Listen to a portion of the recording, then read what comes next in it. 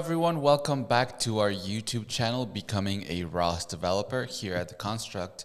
My name is Rodrigo, and today we have one of our students, Mohammed, who has completed the ROS 2 Basics in 5 days course. And at the end of this course, there is a final project you can complete and test it on a real robot. So that's what we're going to be seeing today, the project by Mohammed. Hello, Mohammed, how are you? Hi, I'm good. Nice to meet you. Nice to meet you too. So I'm excited to see what you've done with your project. So whenever you want, you can start sharing your screen and just show us what you've done with the robot. Sure. Let's go. So I hope you could see my screen right now. Yes, I can see the robot and terminal. All right. So I'll start the main launch py. So we could see that the robot is now detecting the wall.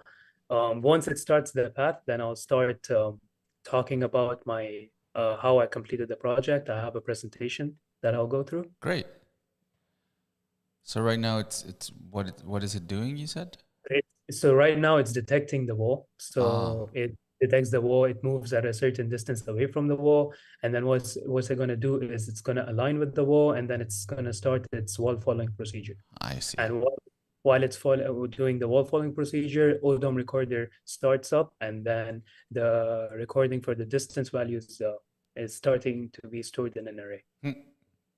Okay. So yeah, let me just wait for it to start the path.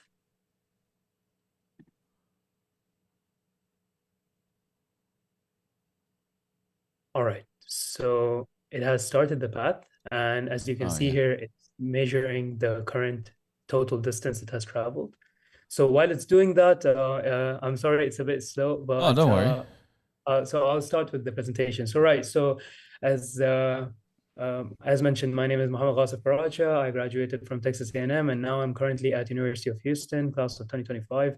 The outline of this presentation is that first I'll go over the topics, which defines the wall following behavior, then use of services, which is wall finder and alignment with the wall, and then actions, which is the odometry recording. So the robot is the Turtlebot 3. The real robot is in Barcelona, Spain. It has robust embedded systems, and the main thing is that it has 360-degree distance scanners. So section 1, topics. That's where we use the laser scan data. We utilize it. And so the way I do it is that I have the front of the robot and the front right. So the right diagonal of the robot. This is to smoothen the path. I'll explain in a bit. So I'm taking distance measurements from the front of the robot to any obstacle directly ahead, and the distance from the side of the robot to the wall it's following. So this is the logic. When the front and the side distance is too large, above 0.3 meters, the robot will keep moving forward with a small linear velocity and a small angular velocity to get closer to the wall.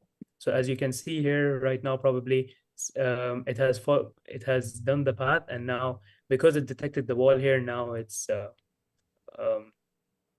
moving forward.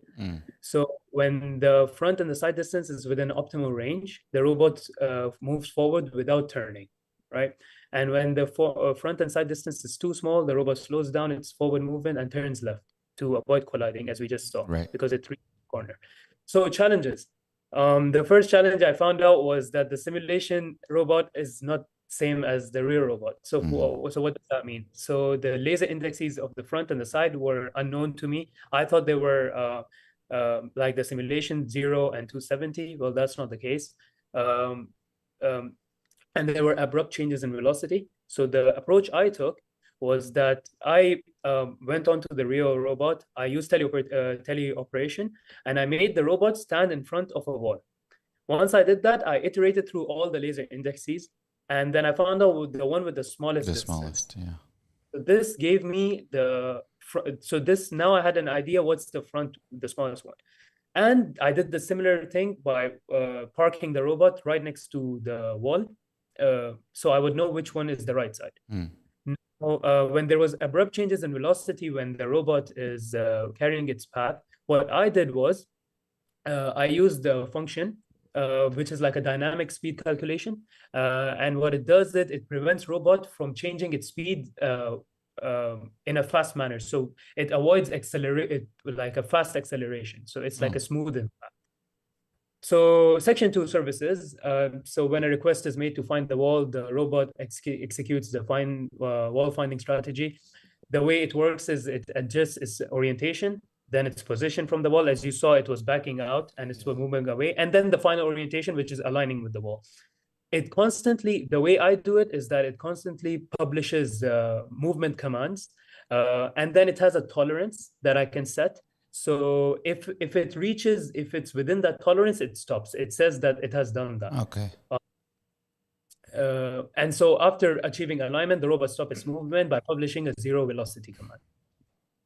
So the challenges here, the first very basic challenge what I found out was that while I was importing the SR with the service file from the same package, it wasn't letting me. I think there was some issue with the CMake and the amend Python package. And so the robot was also failing to recognize when it has faced the wall. So it kept turning around. And the code failed to handle multiple requests at the same time. This is because I wasn't introduced to multi-threading and I had to use reentrant. As we can see, it's about to reach its destination. So I'll just make this a bit bigger. Yeah.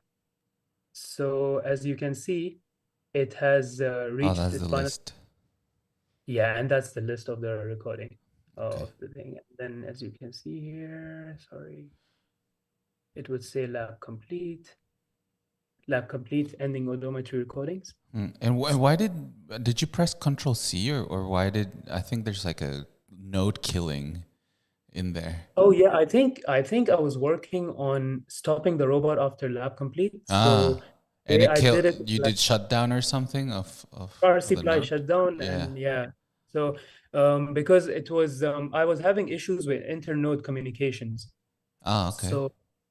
So I'll move on to the solution. So what I did was, as I was taught in the Unit 4 and Unit 5, that while following with that you could have a custom interfaces package and then you could use that new package for services file. So I used that approach. It was way better because then I used CMake.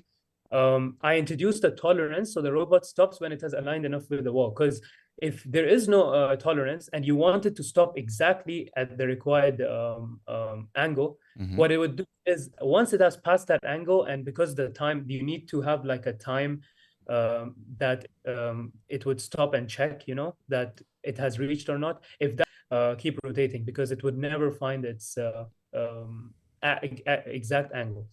So also then I used the reentrant multi-threading, which allows the robot to perform multiple control operations concurrently with message handling. And I believe that in the units, so this was, I believe, Unit 4. And while in Unit 4 multi-threading wasn't introduced yet. So Yes. That is actually, I want to make a comment here. This is an issue we have.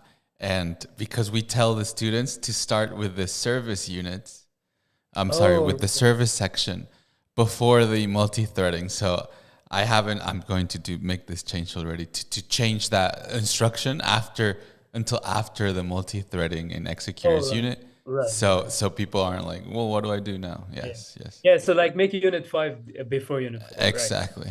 Right? So now, and the robot can adjust its orientation while simultaneously processing laser scan data or responding to a service request without blocking the ability to handle other tasks. Right. And so now moving on to actions. So the first thing I do in my code is odometry subscription, obviously subscribing to the odom topic. And then I set up the server to manage requests to start and stop recording the robot's lab, tracking odometry data, and calculating the total distance traveled. The recording process is basically upon receiving a start recording request, the node begins recording odometry data at 1 second intervals and calculating the distance between successive positions to determine how far the robot has traveled. So the lab complete detection, the way it works is as the robot moves forward, the code checks if it has completed a lap by comparing its current position to the start position, Right. as the prompt told us to do so. However, it will not always stop, because it will sometimes miss the starting point. So that's why I had a dynamic threshold that I will explain. Oh, nice. And uh, sorry, did you say something? No, I said okay. Oh, Yeah. okay.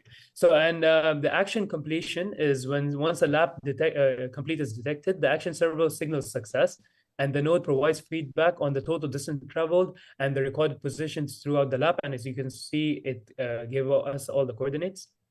So the challenges. At start, the robot moves around the start point. So it marks the lap as complete without even starting the lap. So, for example, when it was backing out, initially the problem I had was like it set the start point, but now when it's going through the track, it would be very close to that start point, and what it would do is that lap complete. So the solution for this I derived was that only check for lap completion once a certain amount of distance has been traveled. So I set that to 5 meters by trial and testing of simulation and the real robot.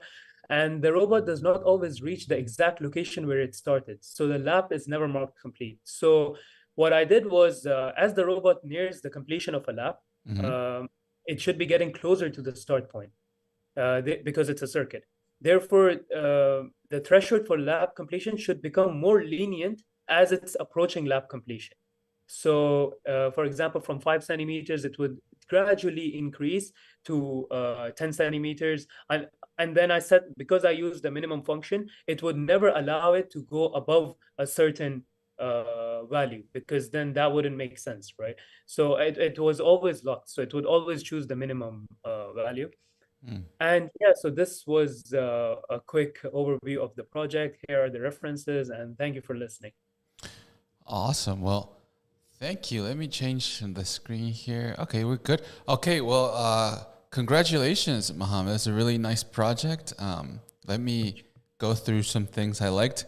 First of all, that dynamic threshold you explained is a really nice solution to solve that. I mean, it goes like an extra step. And Right. I also really liked, I'm sorry, I think your audio went away. Can you say something? Is it working now? No, I'm sorry. I thought you were speaking and I couldn't hear you. No. No, I heard you. Yes. So I really like that, and because people can just make that radius bigger, right? Make it like 20 centimeters if you want. And at the end of the day, I mean, that's not the point of the project, is to find like little solutions like you did that. And it was really nice. And I have a question though on the one of the challenges you mentioned about the service not being recognized if it was in the same package. Right. I don't So understand that much. Could you? Yeah, sure. I'll What elaborate. happened basically? Sure, I'll elaborate. So basically, when I was going through Unit 3 and Unit 4, I noticed that for me, maybe it's a different, maybe there is something I'm missing in the package XML file or the setup.py file in the amendment one. However, but when I was importing the service file from the same package, from the wall following package, So in the same package, okay. yeah, it wasn't allowing it. I don't know, but when, like, for example, I'll just show you the import. Yeah. Yeah, it's a wall finder and then the import. Yeah, so what I would do is from wall_follower.srv import find wall. It would just work. It would never understand, and it would keep giving me errors. So I just basically followed what the unit does. And what the unit does was that it creates custom interfaces and it puts the action file and the service file, all of them in the custom interfaces package. Right. So I thought it would be easier, and then I can use the package XML, the C setup, the setup.py of those, so I'm not missing anything, and it was working. So I used that approach. Okay, I see. Well, I understand now. Thank you. There are two things on this. So Okay. one of the things that might have happened when you put that service, custom service, in that package is that in the setup.py, you specify you can specify to add to the install folder once you compile new folders, like the config folders, the launch folders, or in this case, it would be like an SRV probably folder for your service. So maybe that's one thing. But then your solution is great because of two things, and is that you just showed it right there in your image, that you created an extra package, which is a custom interface package. Right. So this is sort of like the standard on which custom messages, custom actions, custom services are done. Basically, to do this, to avoid confusion between which package, where the action is in certain package. So this is a good thing. So for example, for different robots, in this case, the Turtlebot 3, that'll be in the robot, that'll be a package called Turtlebot 3 messages, which in this case is an analogous to your custom interfaces. And that way, it's just better structured. And I also like, personally, I like this custom interfaces first, because it's like you see it right away. So you're going to know that, oh, maybe a lot of these packages are going to use custom interfaces and avoid these annoying errors there. So, okay, I understand what happened. And I think your solution that you applied is actually better than the other, putting the custom in the same package, just to sort of practice on the package structure, which is sort of like the important part of ROS2 organization, is how to do it correctly in packages. So it's not. Thank you, because the units, the way the units are structured, that's how they were teaching, because it created a custom interface package before, and then you add to that as you complete the course. So I thought of it as being much more easier. And then because in the units, you do much more with the quizzes, the different targets, but you use the same package. So I think that applies, as you said, that, you might have more functionalities you might want to add. You want to have a separate service and action package. Right. And just one more tip for those things when you run something or when you're compiling, and there's I can't find a file or a package or anything when these messages. So one thing I like to do all the time is actually go in the install folder. Once you compile and do, calc and build and whatever, the install and the build folder, they do their things. They do CMake, C++ compilation stuff. So I actually go in there and check. And if it's not there, I know I did something wrong because I want it to be there. Maybe a find package share, things like that. So it's just a tip for the specific scenario is to check your install folder. So yeah. And anyways, other than that, I mean, I really like your project. It's nice that it goes slow. It helps the wheels out here in the office robot, and maybe protects him from crashing. So I always appreciate that. You can go quicker though. Don't worry about hurting it. But yeah, other than that, it's a really nice project. So I just want to congratulate you, Mohammed. Thank you. And yeah, that's it for us, guys. So I just want to obtain a certificate. So I invite everyone else that is watching to do what Mohammed did here. So that is it from us, guys. Thank you, Mohammed, one more time. And we'll see you for the next one. Thank you. Have a good day. All right. Bye, guys. Bye-bye. Bye. Okay, cool.